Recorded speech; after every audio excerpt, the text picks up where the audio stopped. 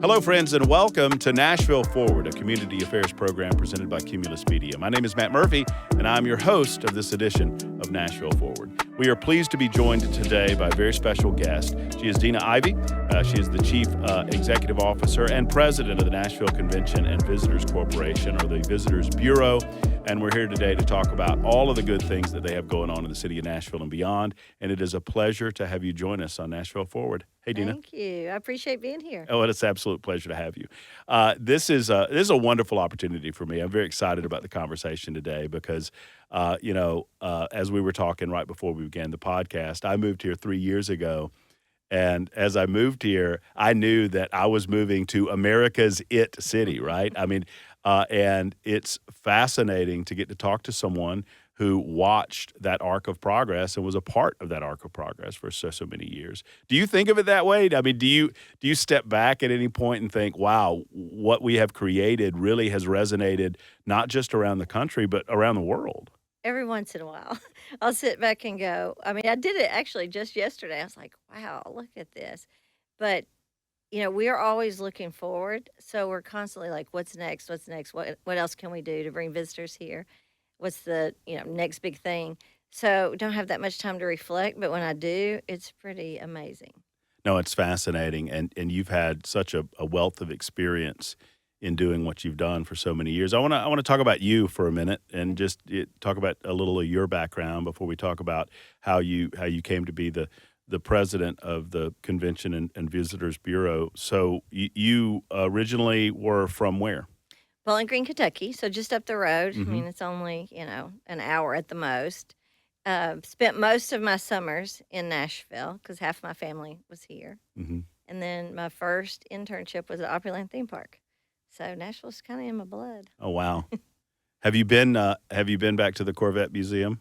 No, not in a while. You haven't? So I was up there about a year ago, after they had the sinkhole. Yes. And what they did, but you would love it, Deana, what they did, how they incorporated the sinkhole into the museum it was so now. smart. The marketing brilliant. And PR around it. Right. Yeah, it was brilliant. It was really smart. So they kind of incorporated it. Anyway, but you came to Nashville by way of Gatlinburg, is that right? I did. After college, I moved to Australia for a year. Mm-hmm. And then realized I couldn't just surf and hang out all the time. So I came back, went to graduate school, UT, and ended up getting my first real job was in Pigeon Forge and worked there for a few years, then went to Gatlinburg and kind of took over a little bit of everything. It was the Chamber of Commerce, and they called it the Visitors and Convention Bureau up there. And little by little did, advertising, marketing, communications, and by the end was running the Chamber of Commerce. Oh, wow. Yeah. And then Butch recruited me to come here.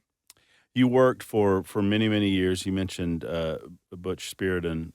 He was the head of the Visitors Convention Bureau for, 30 years? 32. 32 years. 32 years, yeah. And that had to be a wonderful experience. Absolutely. He's great. We have a great working relationship. Actually, I was just talking to him. Worked with him for 25, 26 years, I guess, and learned so much. I mean, he was very creative, visionary, made a huge difference in this city. So it was great to learn from him. I guess for my edification and for the viewers, what is your role? I mean, what does the Convention and Visitors Bureau do? Our job is to market and sell the city. So I always explain it as we're the advertising agency for the city, and we have a contract with the city. So the city's our client, basically, and we do all the advertising, all the marketing to recruit visitors to come, whether they're leisure visitors, groups, conventions. We have a pretty good-sized sales department, and they sell the conventions and meetings for the city. So both Music City Center and Gaylord. And then the hotels that have enough meeting space. Right. We help put smaller meetings in. So it occurs to me that for those of us living in Nashville, we probably don't see a lot of your work product. You don't. And people, sometimes I think they misunderstand our our marketing and our messaging. And a lot of people will say, oh, you just promote downtown or you just promote country music. They don't see everything that we do because it's all out of market. Right. And we don't advertise locally. What we do locally, though, is produce the big events. So we produce 4th of July for the city, New Year's Eve for the city, and for the sole purpose of filling up hotel rooms. So each event fills up about 30,000 hotel rooms, plus all the advertising that comes with it. So like New Year's Eve, we fill up all the rooms. We have 225,000 people at the event, but then it's a 5-hour live television show, which is worth like $300 million, 294 last year. So about almost $300 million in advertising for the city. We couldn't afford that. That's what was that be classified as earned media? Earned media, yeah. Right. Yeah, so the value of advertising. And, it's just on Nashville. It's on CBS. We compete with ABC New Year's Rockin' Eve, which is a 50-year-old show. We've beaten their ratings the last 2 years at different segments. So it's pretty amazing. I mean, people love Nashville. Well, there's a lot to explore in this conversation, but since you brought it up, I want to kind of explore that. Is that between 4th of July and New Year's Eve? Which would you consider are they equal in terms of their size and scope and dynamic, or is there one bigger than? They're pretty similar. 4th of July crowd, the attendance is bigger because it's all day. We have a family fun zone, so a lot of families. About 40% of our attendance is Nashvillians. Right. So right. it's good for the city too. Right. I mean, and I would expect that you get a lot of out of towners on. We get a lot of out of towners. Excuse me. We like to put it on. We say it's our gift to the city. These events are, because where else can you see all this great live music for free, all the fun family games and everything. And then New Year's Eve is about 225,000. My allergies are killing me. That's all good. Of course, they decided to act up right now. But it's different because it's 5 hours, so it's like 7 to midnight. But great nonstop music. How Amazing. long has the New Year's Eve project been going on? 15 years. 15 years. Mm-hmm. When you guys started it, I can't. You should see our first stage. What was it like at the beginning? Because we watched it, I mean, my wife and I watched it from home in Mount Juliet. We thought about coming down. We're like, no, we better not. But, I mean, it's incredible. It's incredible. The size and the scope. And it has become a national event. Yeah, it's not just a is. Nashville event anymore. No. If you could have seen our first stage. So we started 4th of July. I think it's been 22 years, 21 years, something like that. And the hotel saw what it did for business because it was a dead time of year and it started filling up the hotel rooms. So they came to us and said, will you do something, similar for New Year's Eve? And we always go, Butch and I were like, we're the crazy ones that said, yeah, let's do a New Year's Eve party outside, in December. Sure. And we have had every kind of weather imaginable. But the very first year we had this tiny little stage. I mean, we show pictures of it because it's so funny. Tiny little stage. We had about 3,000 people show up, and we went up on the rooftop of Big River Grill at the time. And we looked down and we're like, they came. They really came. Look at this. It doesn't get any better than this. And now I stand on stage and look out and go, this is amazing. I can't believe that it's turned into this. I mean, so large and such a big national event that at some point we moved from the Broadway area to Bicentennial Park. It was because there's so much activity going on Broadway anyway. Right. Especially on New Year's Eve. Yes. It just made sense to move it over. Well, and what happened was the year that we had Kings of Leon as the headliner, we had also booked Chris Stapleton. And he was the act leading into the Kings of Leon. Well, in November, he's on the CMA Awards, does the song Justin Timberlake. It blows up. He's like the biggest thing ever. So we basically had 2 headliners. So that just grew the crowd. Mm-hmm. And there were so many people that if you were in the honky tonks and wanted to come out to watch the note drop at midnight, which everyone wanted to do, couldn't get out the doors. So the fire marshal was like, no more. We need to move this. So we moved to Bicentennial, I think about 7 years ago. We missed 1 year with COVID. and it's great. There's so much space there. It's more like a festival. You can spread out. We have parking lots with food trucks and big screens and everything, and it's really enjoyable. It's a Well, and I don't great have to tell you, atmosphere. but I think it's fabulous the way that you also incorporate the old school honky tonks Mhm. and some of the various places on Broadway Mhm. for some of the pieces that you see on Right. television, right? Right. So So you're jumping all over the you city get a taste of everything. and you're getting a Yeah. showcase of the city. Yeah. Absolutely Yeah. love it. Thank you. How does the I mean, you mentioned that the Fourth of July event is a longer event, but it's all you would consider it a little bit more of a local event No, I for mean locals, both. or is it Probably more so than New Year's, I would right? say, because I think it's like 40% local for July 4th and maybe 35% for New Year's Eve. But one reason is because the daytime we have the Amazon Family Fun Zone, so we have all those giant inflatables and all the kids come down, and plus it's 4th of July, big family Right, event. right. So, talk to me about and it's kind of a broad question, but I'm very interested in your perception of what Nashville was 25 to 30 years ago when you first got Mhm. here, when Mhm. you sat down with Butch, when he Mhm. convinced you to come in, and what it has become. It's just, I mean, not that it wasn't a beautiful and wonderful city back then. Mhm. I hear from a lot of the locals on my radio show that some of them want to lament They what it kind of what it miss it. used to Yeah. be. They kind of Mhm. miss it, and I Mhm. understand that. I Mhm. mean, I understand the Sure. nostalgia, Yeah. but at the same time, what an incredible amount of Yeah. growth. I know it's amazing.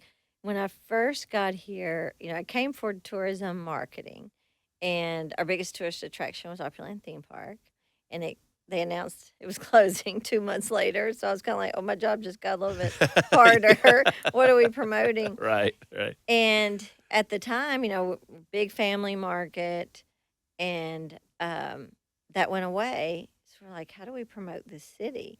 So we really struggled for a couple of years, and then we put together a strategic plan. We had about 150 business leaders come together.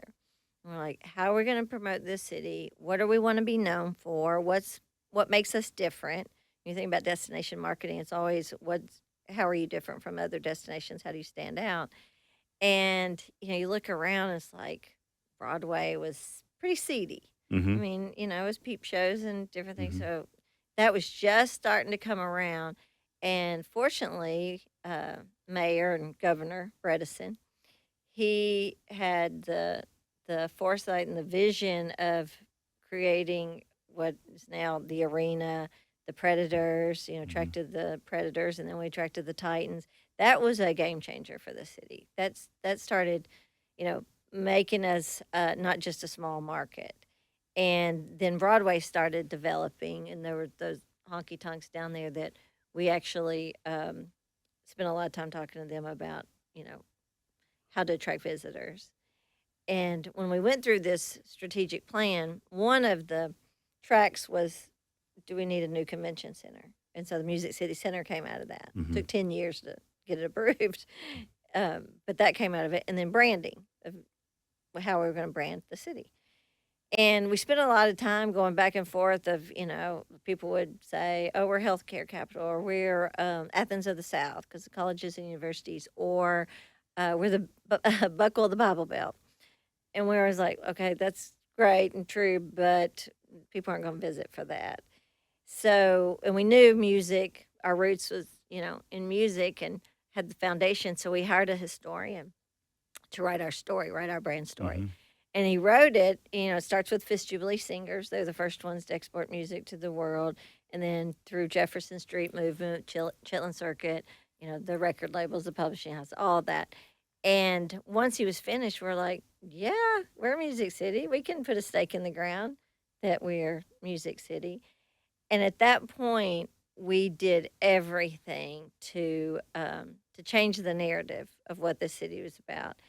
And we had one member of the board at the time, Jack Diller. He was the president of the Predators, and he said it's not just music and more, because a lot of destinations. Oh, we have this, and we have this, and we have this, and we have more.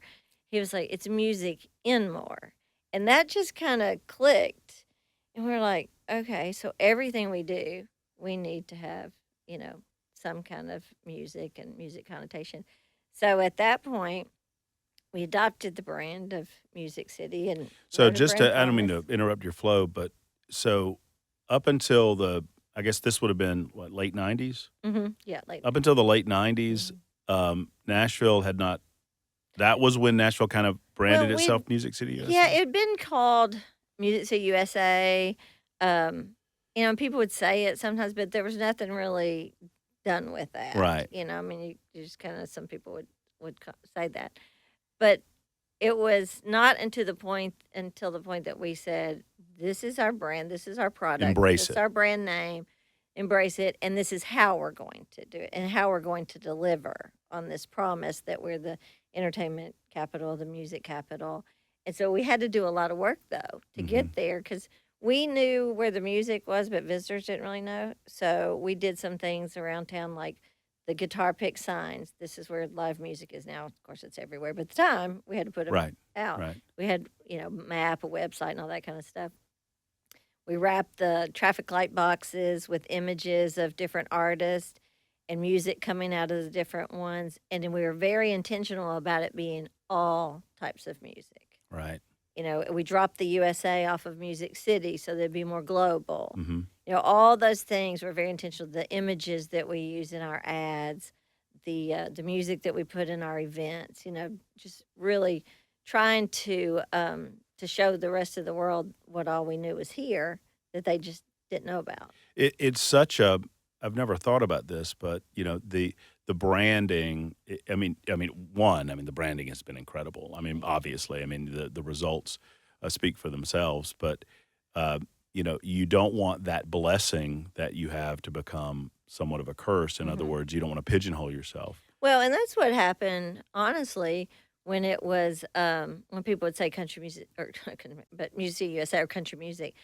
It was pigeonholing us, and we had, especially on the convention side, meeting planners that would say, "Well, I'm not bringing my convention to Nashville because my delegates don't like country music." We're like, "Well, it's so much more than Right. just that." So, again, that's when we were intentional about trying to change that perception.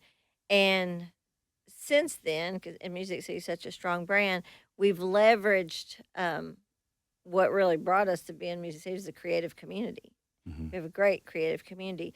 We use our songwriters for a lot of things, but then also the chefs that have come here because of the music, because of being friends with musicians. They've we built these great restaurants that are named nationally as some of the best in the country. So many things have come from being Music City. So we leverage that in our marketing, and it's not just the music, but it's the music in the things. Like one of the very first things, this is going back to the beginning, the Frist Museum, it's an art museum. They put live music in the museum. Well, they say it's to trick people to get them to come, to the museum. But Right. then it worked, and then it was a way for us to go. Even our art museum has music. Even Right. our zoo has music. Everybody loves music. So we promote everything that's here, but we do it through the lens of music. Our frequent viewers of Nashville Forward have heard me reference this in the past. They'll get tired of me talking about it, but I'm a big fan of Aerial America. It's a show that airs on the Smithsonian Channel, and it goes over the various states, and they fly over the states, and they talk about the history of the state and what's going on then, what was going on then, what's going on now. And so I watched, several months ago, I watched the Aerial America from Tennessee, and they focused obviously on Nashville, and it was from 2012 or 2013. And the difference in the skyline then and today, it's only been 12 years. Mm-hmm. It is insane It is. how much it has grown, and no bigger dynamic has changed, I think, downtown Nashville than the Music City Center. And you brought up Music City Center. Complete game changer.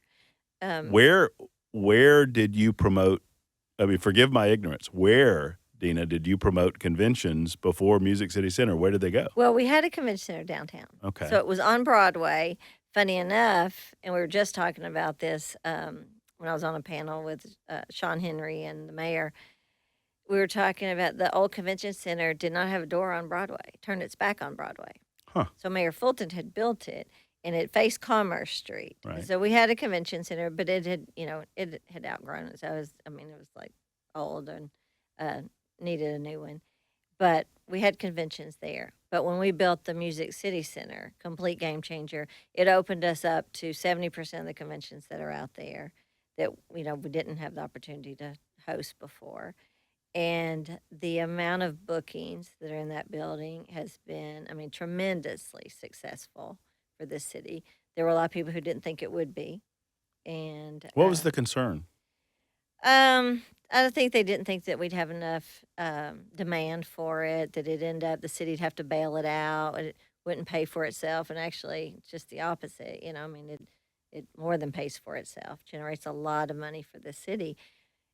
But we only had one hotel when it opened, which was the Omni. And now you look at all the hotels that are around it, and they all benefit from the conventions that come in.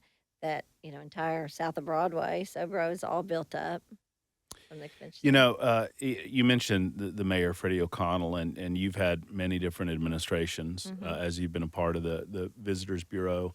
It has to be a good working relationship, I would think, in order for this to work for everybody. It absolutely does. Again, the city's our client, so we have to work together, and we want to have the best possible relationship that we can. And I feel very fortunate to have the mayor that we have now. We have a great relationship, great working relationship. He's just a good guy, and I like him a lot, which makes it really nice. But we have a good relationship of, I think we're on the same page about things. It's real important that we work together well. You mentioned those moments when you first got here, whether it be, the revitalization of Broadway. It's funny, when I first got here, I have a good friend who grew up in Tennessee and clerked at the Tennessee Supreme Court and lived in Nashville. And he talked to me about the late 1980s and early 1990s on Broadway. And he was like, yeah, that was a different Broadway back then. It was a different world back then. You almost, many folks watching this might not realize that we almost lost the Ryman Auditorium. Right. Can you imagine? It was almost torn down, and fortunately, they saved it. One of my favorite images, it's an ironic image, and I guess we can look at it that way now. It was an image from, I guess this is before the Opry left the Ryman and went to Gaylord in that area. And the Grand Ole Opry House was built, where there was a sign in the background, a fuzzy sign in the background that said Peep Show, and there were two, like grandma figures walking into the Grand Ole Opry. The juxtaposition between those two things, and it's just such a different dynamic now. But you mentioned the revitalization of Broadway and the closure of Opryland, but kind of simultaneous in there was bringing in football into the equation and adding some of those elements. Just such a sea change at that point. Do you look at East Bank as another opportunity to see that type of change in Nashville, that type of growth, that trampoline effect? Absolutely. I think that's the next game changer for this city. And we said that we lobbied pretty hard to get the stadium, because not just for the Titans. It's great for the Titans, and it'd be a fabulous place to play, and we love the Titans, but the other opportunities that it brings for the city, the big events that we're chasing, and that's what our office does. We bid on, Super Bowls, NCAA, Final Fours, and will you you'll be the central figure in doing those types of things? Yes, we and like with Super Bowl, we'll be partnering with the Titans, obviously. NCAA Final Four, we have bid on that, and we'll bid again.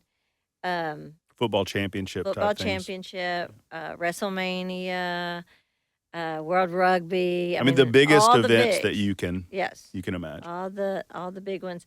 So when we land some of those things, that'll make a huge difference in the city, just like the draft did. The draft was, another game changer for us, and not just because of the weekend of the draft. The weekend of the draft was, obviously it was very, very successful. It was 600,000 people over 3 days. A lot of money poured into this city. But what it did for us to elevate us in the sports world, Nashville was named the #1 fan city, fan event. The draft was a fan event. Nashville's the biggest sports city by Sports Business Journal that year. When you think about the draft, it's not, not really as much a fan of it. I mean, it is, but it's not like going to a derby or, the I'm NBA I'm finals or fascinated with anything the like amount of that. people that Oh, they come in groups. yeah, it's amazing. I mean, And they all have their team gear on, right. but what that did for the city is, it's and I go back a little bit too, because even before that, talking about our sports teams, when the Predators were in the Stanley Cup playoffs, the run for it, they asked us to do a watch party because the network and the league wouldn't let them do it, so they asked us to do it. So we agreed to do it, and we started in Walk of Fame Park, and we had a couple thousand people. And then by the 13th game, which we had 13 parties, we kept winning. And every night we would meet with the police department and the arena and the stadium and everybody together to go, okay, what's our plan for the next game? Because the crowd keeps growing. So about the last game, we had 50,000 people in the street. And then we had 20,000 in the arena. Then we had 50,000 at the stadium watching CMA Fest all at the same time. And the city performed, I mean, it was unbelievable how well it all worked, how seamless, and showed the collaboration, showed that we know how to do big events. That helped us get the draft because the NFL was watching and they're like, okay, we like what you're doing. And correct me if I'm wrong, but was this was the first time that they had kind of moved the draft, right? Was it the first move of the draft? It was the first. No, they had moved it to Chicago, I think it was, and then maybe Dallas. But It was the first time it was as big of an event. Because we said, if we're going to do it, we're going to do it right. We're going to do it the Nashville way. So we added bands. We had 17 bands. Right. We had 3 headliners. Every Outdoor night. elements. Yeah, and the that whole sort of thing. So it just changed it completely. Very, Right. Creative approach to it. And so that was, made a big difference. And then that's helped us, be able to open the doors to other things. Like we're having FIFA World Cup club games this summer. We're talking to, like we just mentioned, all the big events. And they know we know how to do big events.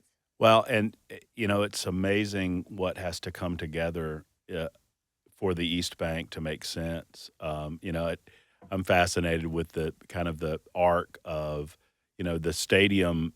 Nissan Stadium was state of the art when it was built, and it was a jewel when it was built, and people still love it. But just 30 years later, it's an older venue, and now things have changed so much that we've even gotten beyond this idea of having one of those open closed deals. Cities who have gone before us, we recognize there's really there's better ways to utilize a space, and now with modern technology, you can get an outdoor feel in an indoor space, which is what I understand the new stadium's going to be. Translucent roof, yeah. Right. And not just the big events that we can host, but all the concerts that we can host, in the winter when it's, cold or rainy, and or even in the summer when it's rainy. if a Taylor Swift or somebody's playing at the biggest stadiums available, they don't have to worry about the rain. They don't have to worry about the storm. Right. And then also the third piece of that is big conventions that we can now host that can use stadium, Music City Center, and the arena. And we already have a couple that have confirmed that we've booked. We can't announce them yet. Oh, come on. They're huge. Come on, Deana. But they're huge, and it'll be great.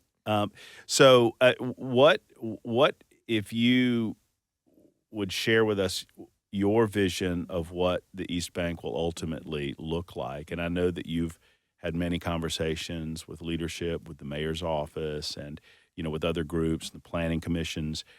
What do you feel like people can expect in the next 5 or so years in that space? I think it's going to be a beautiful neighborhood. I really do. And I'm excited about it. I've seen, like everybody else, some renderings of it. And it will be what we've needed, not only downtown, but along the river. I think our river's always been underutilized, I agree. It's a beautiful natural asset that we just haven't, done much with. And I think it's going to be so nice to have what I think will be the alternative to Broadway. So you'll have the entertainment district, then you'll have a downtown area that hopefully will have really nice restaurants and little bit quieter side to it. But I'm excited about it. So what do you see in the next 5 or so years? I mean, obviously we're talking about East Bank, we're talking about the new stadium, and I'll say this. in my normal life, I host a show where we talk about, taxes and politics and these types of things. And when I first got here, I was asked, well, what do you think about the new stadium? Should we be spending taxpayer dollars on this new stadium? And I think I gave an answer that maybe surprised some people. I said, well, we are blessed to live in the state of Tennessee. We're blessed to not, be, burdened by income taxes, for example. And the reason is that we are blessed with areas like Gatlinburg and Pigeon Forge and or places like Memphis and then Nashville. And it's such a draw, thanks to your organization and organizations like yours. It's such a draw to people. And, you've got to keep the front porch nice. You've got to keep the things up that folks want to come and experience. And this is kind of, East Bank is kind of the next iteration of that. Right. You're 1,000% right. And I appreciate that answer, too, because I think people underestimate the value and the benefit of tourism. Think about just for Nashville, it's $11 billion industry. All right, say that. Wait a minute, Deana, say that again. $11 billion industry. It's incredible. Just Nashville, just Davidson County. 70,000 jobs. And it's not just jobs. A lot of people think, it's frontline, front desk, bellman. It's everything. I mean, it's, accountants and it's graphic designers and it's, CEOs. I mean, hotel general managers. It's good jobs, good paying jobs. And you think, it could be your next door neighbor. It could be your, child's friend's parents that really depend on this industry. And if we don't keep it going, if we don't invest in it, if we don't keep our city nice and clean and safe, then we'll feel it. We'll definitely feel it. And we felt it during COVID. Everything stopped. Tourism stopped. Our local businesses more so than not realized how important tourism is to the city, because tourists aren't just downtown. They go all over the city. We promote the neighborhoods a lot. We try to find all the hidden gems, and we want them to really, go out and explore and support these local businesses. And they realized that during COVID. Well, I don't think there's any question. $11 billion in generating that level. I don't know how much of that is the mobile the tractors that. I love it. I love seeing it. People make fun, but on Thursday afternoons and Friday afternoons, if I'm sitting here in our studios and I'm looking out the windows and I can hear them and I can see them, and I was like, listen, their dollars are green. That's exactly right. That is the Woo girls spend their money too, right? Yeah. It's funny too. People think, and I always say this in speeches, and people are always surprised. We've never ever marketed to bachelorettes. Now, how did that happen, I would Deana? like to say, as a marketing person, that I did, because you can take credit for it, but it just happened, and I think it happened because, at the time when it first started, we were affordable. You could put, 4 girls to a room, and, it's $100 a night. Our honky tonks were all free, no cover charge. Easy to go from, one to the next, and safe. And so they felt comfortable. Well, you can go from your hotel room. You can do everything you want to do. You can enjoy yourself. You can get back to the hotel room, and you can do it in a safe way. We've never promoted them. And the other thing that's surprising, it's less than, it's like 3% of our business.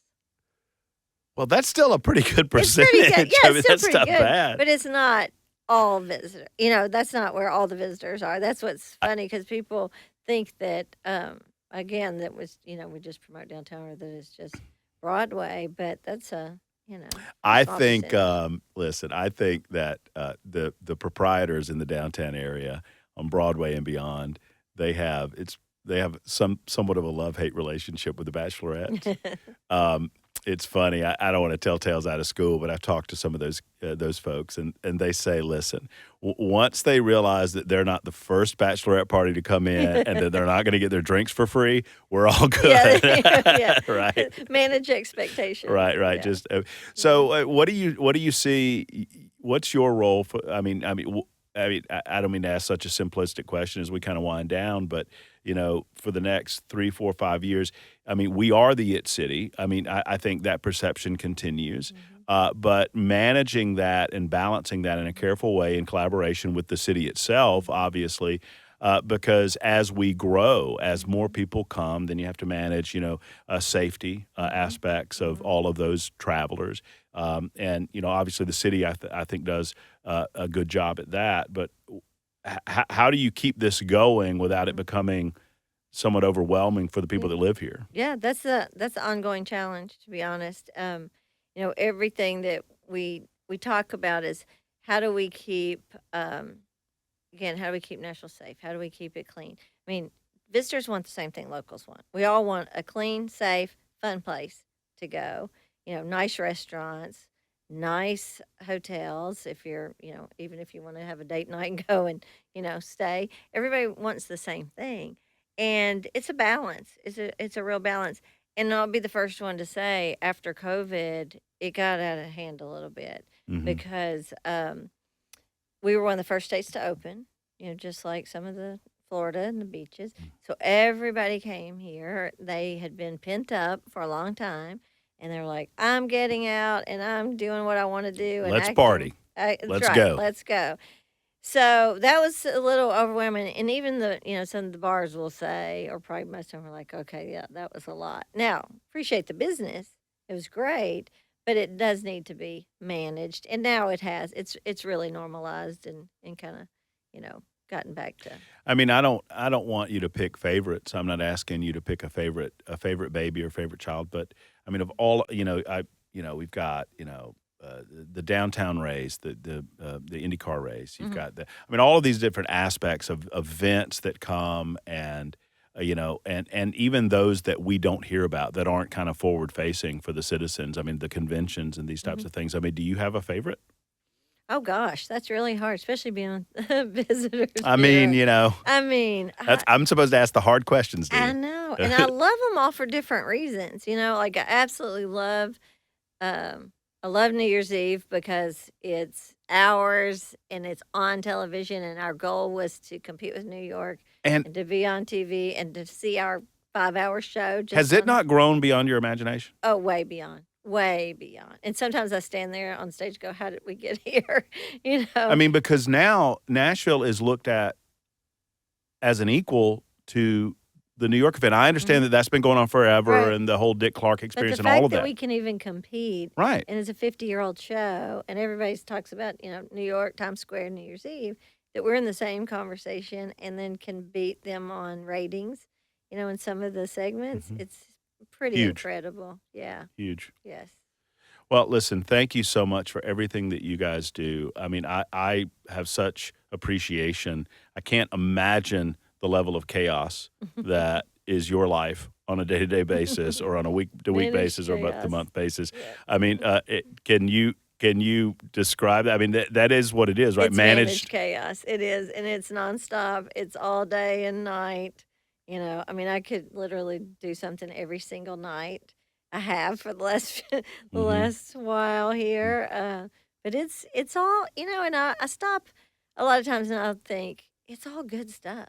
Like everything that we're doing is great and it's important. And there's not really anything that we can go, we don't want to pay attention to that right now. Because as soon as you do, somebody else is going to swoop in and do it. Like another one of our big initiatives right now is international flights. We just launched 2 last week. Iceland Air with Reykjavik in Iceland, and then Aer Lingus Dublin, Ireland. That's huge. As a Murphy, that's near and dear to my heart. Yeah, I absolutely love it. That's right. Yeah. Nonstop flights was huge for this city. So, we had Canada, we had Mexico, and then we had the British Airways flight to London, which was a game changer. And we started seeing a lot more Brits coming in. Those flights are always full. These 2 are already doing really well, selling really well. And that just opens us up to different markets.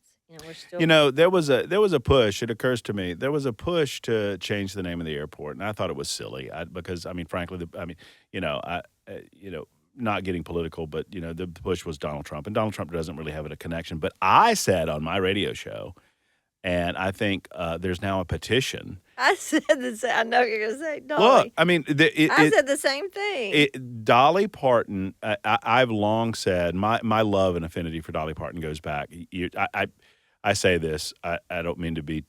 Well, I say that I never remember the time when I decided that I liked girls. I always kind of liked girls, but I remember the exact moment when I figured out what type of woman I liked, and it was when I watched Dolly Parton in 9 to 5. So that said, that parlayed into a lifelong love affair with Dolly Parton. But, I mean, she's a treasure. Everyone loves Dolly. And why would we not rename Dolly Parton International Airport? Let's go. It should be great. I mean, if people kind of laugh and go, oh, that's funny. I was like, no, I'm serious. Real. I mean, she's amazing. She's an amazing businesswoman. Not counting what kind of artist and songwriter, musician she is, which is incredible, but she's an amazing businesswoman. You think about all the things that she's done and what she's doing now. And her philanthropic efforts with the Imagination Library and everything. Hospital, Vanderbilt, I mean, everything that she does there. And now, in the hospitality industry, Dollywood, and she's building a hotel here, which is our old offices, by the way. It's kind of cool. So yeah, I mean, she's just incredible. 100%. I agree with you. Let's rename it. Let's get it done.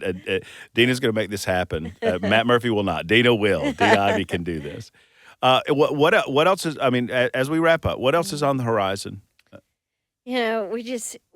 Everything that we do is looking forward like 10 years, and it's always amazing to people that we have conventions booked out to 2041. What? Yes, we book that far out. Wow. There's holes along the way that we're filling Sure. up and everything. And we never stop thinking about, today, tomorrow, how to fill rooms. Like right now, all of our advertising is regionally because we're, with the economy the way it is, we're trying to pull in people that quicker, short trips, easier to get here. But then at the same time, we're looking 10 years ahead. So we're looking at what years we can put what events. Are you booking the new stadium on these big events? On the bigger events? And on the conventions, yeah. We're working with them to book those. We do all the leads and the site visits and all that. Is that scary at all? Yeah, a little bit. It's like, this got to work. Right, got to be done. Yeah, but we know what we have to offer. Great new product. I mean, the stadium's going to be just fabulous, beautiful. And then the city, it's such a desirable destination. Deana, thank you so much for spending some time with us on Nashville Forward. That's Deana Ivey, who is the CEO and president of the Nashville Convention and Visitors Bureau. And this has been Nashville Forward. I'm Matt Murphy, your host. Thank you for being with us today, and we'll join us next time on Nashville Forward, a Cumulus Media